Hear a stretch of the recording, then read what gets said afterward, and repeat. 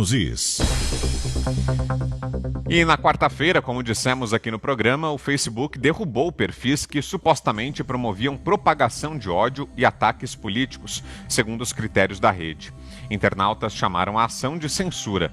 Após o fato, a oposição foi bater a porta do STF e requereu ao ministro Alexandre de Moraes que investigue se há ligação de assessores do presidente Jair Bolsonaro com o caso. Moraes é o relator do chamado inquérito das fake news. Até o momento, ele autorizou ações da PF contra 10 deputados e senadores, empresários e jornalistas ligados ao presidente. No Congresso, parlamentares afirmam que a medida do Facebook reforça as investigações da CPMI das fake news. O presidente da Comissão Parlamentar Mista de Inquérito, o senador Ângelo Coronel, solicitou hoje que o Facebook compartilhe informações sobre as 88 contas que foram apagadas pela rede social. A gente começa então a nossa conversa por aí. Zé Maria, queria ouvi-lo sobre isso. O que é que essa decisão do Facebook pode ter de impacto, especialmente para o presidente Jair Bolsonaro e para o governo, Zé? Olha, é a discussão política do momento. Os líderes estão debatendo exatamente esta situação do Facebook, né, e do Instagram e o poder que estas plataformas têm de calar, censurar e jogar até dúvidas sobre a idoneidade das pessoas, inclusive de um presidente da República. Alguns dizem que trata-se de um trabalho ali destas plataformas para impedir a votação no Congresso Nacional, a conclusão, né, já passou pela Câmara, passou pelo Senado, falta a Câmara, deste projeto que regulamenta essas plataformas e o uso da internet aqui no Brasil. O principal ponto não é nem a censura, mas é uma espécie de mordaça íntima, porque exige de uma maneira muito insistente, até redundante, documentos e identificação. Então, é esse o debate do momento. Agora, trata-se de uma investigação internacional sobre a disseminação de ódio, um termo muito vago, tão vago quanto fake news, o que é ódio e o que é amor nesta rede de computadores que foi criada recentemente, que a lei e os costumes ainda não acompanharam. Vitor, é o seguinte, a CPI vai requisitar informações sobre estas contas, né? Como você disse, 80 perfis. Agora, era melhor que a CPI investigasse todas as outras contas também, e não exatamente essas. Porque eu te digo, eu ouvi de parlamentares aqui, não há um gabinete de deputado ou um gabinete de senador que não tenha uma equipe especializada em lidar com a internet. Seriam fake news? Seria essa propaganda de deputados, e alguns são chamados aqui de caçadores de pokémons, porque eles ficam com o telefone assim em todas as reuniões, em todos os encontros e tal, exatamente para registrar, transmitir ao vivo. Quer dizer, eles têm direito de fazer isso. A Câmara dá direito a 70 assessores. Verba de mais de R$100 mil para isso. Assessor agora é isso. Assessorar um parlamentar faz parte também acompanhar o parlamentar na rede. Assim como o presidente da República acabou a imprensa oficial impressa. Até o diário oficial agora é na internet. Então é preciso modernizar. São assessores do presidente, da presidência da República, dos ministérios, dos deputados e senadores que trabalham na internet. O grande debate que está iniciando é uma fala antiga minha aqui. É no sentido seguinte, veja bem, não há regulamentação, mas estas plataformas aí, que cancelaram as contas ligadas ao presidente Jair Bolsonaro, praticaram censura, não houve julgamento, não houve decisão judicial. E podem estar perseguindo sim o setor político. E isso é problemático, porque trata-se de uma empresa particular, uma plataforma gerada para ganhar dinheiro, nada contra ganhar dinheiro, né? Mas o capitalismo, o liberalismo, pressupõe divergências e pressupõe disputa, e existem monopólios nesse setor. Se você for barrado nesses setores que o grupo do presidente foi barrado hoje, você fica fora do mundo digital. E isso está nas mãos de grupos privados que têm os seus interesses. Tinha que ter algum concorrente. Não se pode calar assim e pronto, não, tirei. Vou tirar seu perfil. acabou, você não fala mais aqui. E pronto, aí você amordaça a pessoa. Isso não é possível continuar assim. Vitor, o maior faturamento em comunicação hoje no Brasil está exatamente nessas empresas. Elas ganham muito dinheiro. E agora a gente sabe que tem um poder acima da lei e acima do Supremo. Imagine se o Supremo tivesse tomado essa decisão, que confusão estaríamos hoje no Brasil. E aí não, a empresa vem lá e derruba 80 perfis, alguns com 2 milhões de seguidores. Quer dizer, isso não pode estar certo, né, Vitor? Na esteira disso que o Zé falou, né, Fius, agora vem a CPMI das fake news tentando também se aproveitar da onda, surfar nessa onda aí levantada pelo Facebook, né, Fiuza? A CPI das fake news está desmoralizada, né? Ela existiu, foi criada para corroborar uma tese de que a eleição foi um golpe do WhatsApp, né?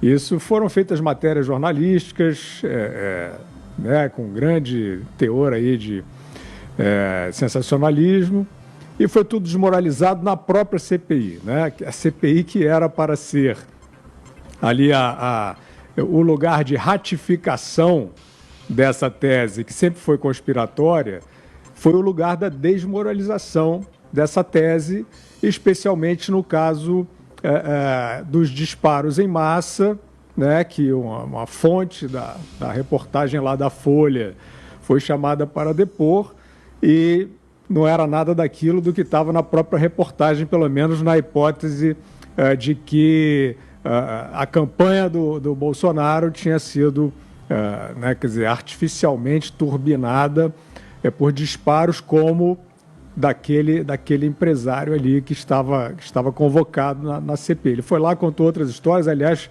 foi uma sessão trash, né, porque contou a história, não sei o que era verdade, o que era mentira, mas foi um circo sórdido e que... né, e nem importa o que era verdade, o que era mentira, porque aquela fonte, como lastro para a hipótese trazida daquela coisa da eleição, foi maculada, né, pelas tias do WhatsApp, aquilo tudo foi ao chão. Essa CPI é uma vergonha, ela é completamente desmoralizada. Eu acho que o dado importante, Vitor, aí, o STF também vai entrar, são três, é um triângulo, né, das Bermudas, aí de um sorvedouro da verdade, né, que é a CPI das fake news, que é uma vergonha, está associada inclusive com essa proposição legislativa agora, né, da lei das fake news, que é um outro ataque obscurantista, e o STF com os seus 2 inquéritos, especialmente da fake news, que são inquéritos absolutamente ditatoriais, como já dissemos aqui, persecutórios e políticos, né? Agora, eu acho que o ponto mais grave desse triângulo eu considero a rede social em si, no caso o Facebook, né? A gente sabe que essas redes, que essas plataformas, melhor dizendo, elas têm critérios próprios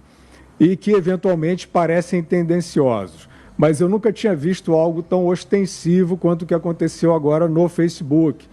E o Zé Maria estava, inclusive, citando essa questão de que tem muitos assessores parlamentares que fazem mesmo esse papel aí, que os assessores políticos sempre fizeram, na verdade, né, do debate político, de criticar o adversário, enaltecer o seu aliado. Isso sempre aconteceu. Agora, eu digo para vocês, tem vários perfis que não tem nada a ver com gabinete aí, né? Nem do ódio, nem do amor. Eu conheço perfis que foram derrubados, que faziam jornalismo. Sim, eventualmente numa linha favorável ou simpática ao governo federal, mas não de cabresto, né? Não é nem cabresto, não de ligação formal com qualquer parlamentar, com qualquer representante do poder legislativo ou executivo. Então, o que eu diria, Vitor, Zé e Ana, é que esse movimento do Facebook, que me parece mais ostensivo e mais grave do que todos esses outros que a gente vai vendo nas redes aos poucos, ele demarca realmente uma má-fé na gestão, né? Porque é isso, você vai acusar, é o conservador, ou é o ódio, não sei o que lá, isso não dá para determinar dessa maneira tão subjetiva, e a gente tem visto perfis, páginas que são simpatizantes, por exemplo, do PT, que exaltam o Lula, né? Que é um condenado a mais de 20 anos de corrupção, ex-presidente da República. Teve preso e está solto agora por uma decisão arbitrária. Então, qual seria o critério? Né? Quer dizer, você exaltar um ladrão, e um ladrão tão representativo no seu perfil, né, por esse critério tão rigoroso, deveria ser motivo, se a plataforma pensa assim, também ali de algum tipo de sanção, etc. O que eu quero dizer é que essas páginas que foram derrubadas, várias delas não receberam nenhum aviso, nenhuma justificativa. Elas foram simplesmente banidas. Então, isso é um ato muito arbitrário. O Zé fala sobre a questão da regulamentação. Eu acho que todo o ambiente é passível de regras. Agora, eu acho que uma ação com esse nível de contundência e com esse nível de arbitrariedade política e de falta de respeito com a liberdade, eu acho que isso abre uma oportunidade, né? Há concorrências, o Facebook, inclusive, já perde bastante de outras plataformas hoje em dia, né? Como plataforma mais usada e mais procurada e com mais repercussão, e outras vão surgir, né? Então, tem uma parte disso que o mercado vai dizer, né? Assim como o mercado que eu estou chamando. A sociedade, a opinião pública já está dizendo que a CPI das fake news é uma vergonha. Então, isso você pode ter certeza. Ontem a gente estava falando aqui da queda de influência de uma das integrantes lá, ex-apoiadora do governo, né? Esses ativos, todos eles vão se desmanchando. O STF, os ativos do STF, a autoridade do STF, vai se desmanchando também com esses atos arbitrários, e agora isso chegou no Facebook. Pois é, Ana, será que esse é o caminho mesmo, a concorrência? Outras iniciativas, como o Fius, o Zé falaram, vão surgindo. Tem o Parler aí, que é uma nova rede social, você mesma aderiu, né, Ana? Será que esse pode ser o caminho?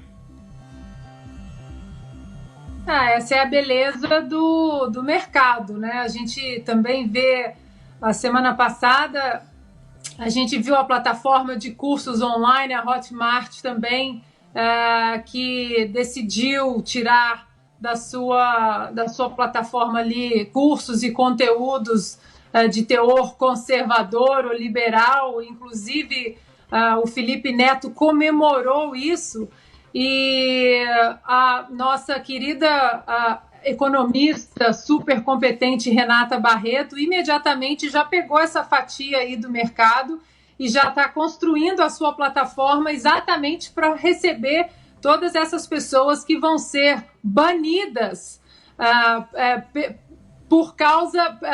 porque pensam diferente ideologicamente ou politicamente ali das pessoas que mantêm a estrutura ali dessa plataforma Hotmart. Então, você vê que a Renata já vai começar a plataforma dela recebendo centenas ali de pessoas que vão ser banidas e que foram banidas, assim, absolutamente em 30 dias. Alguns cursos ali, por exemplo, com milhares e milhares de alunos dentro dos seus cursos. Então, essa é a beleza do mercado. Agora, quando você perguntou ao Zé, o que isso significa para o presidente, eu acho que a pergunta é o que isso significa para nós, porque uma abertura dessa para o presidente ou para opositores do presidente nesse sentido de amordaçar, nós vamos sofrer em algum momento desse caminho. Nós, cidadãos, isso vai respingar em todos nós em algum momento. Então, existe uma coisa que nós precisamos sempre nos policiar diariamente no Brasil, que é essa mão desse Estado paternalista que agora se acha no direito, partes, né, do Estado se acham no direito de dizer o que é fake news, o que não é, o que é ódio, o que não é, e nós não somos grandinhos o suficientes ou maduros o suficiente para decidir o que é fake news e o que não é fake news. Aí algumas pessoas falam, mas existe calúnia, difamação, a tentativa de assassinato de reputação, como aconteceu comigo há 4 semanas, e para isso existem leis.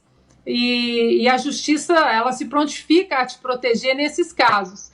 Então, acho que a gente tem sempre no Brasil que preservar a defesa da liberdade em todas as esferas, porque tem sempre alguma garra governamental ou não que vai querer cercear a liberdade econômica ou de expressão, e a gente tem que estar muito atento a isso. O Fiuza tocou muito bem num ponto que outras páginas, por exemplo, existem páginas no Facebook do MST, por exemplo, que combinam invasões a terras, invasões à fazenda, que comemoram invasões, inclusive, que comemoram a matança de animais em fazendas que eles invadem.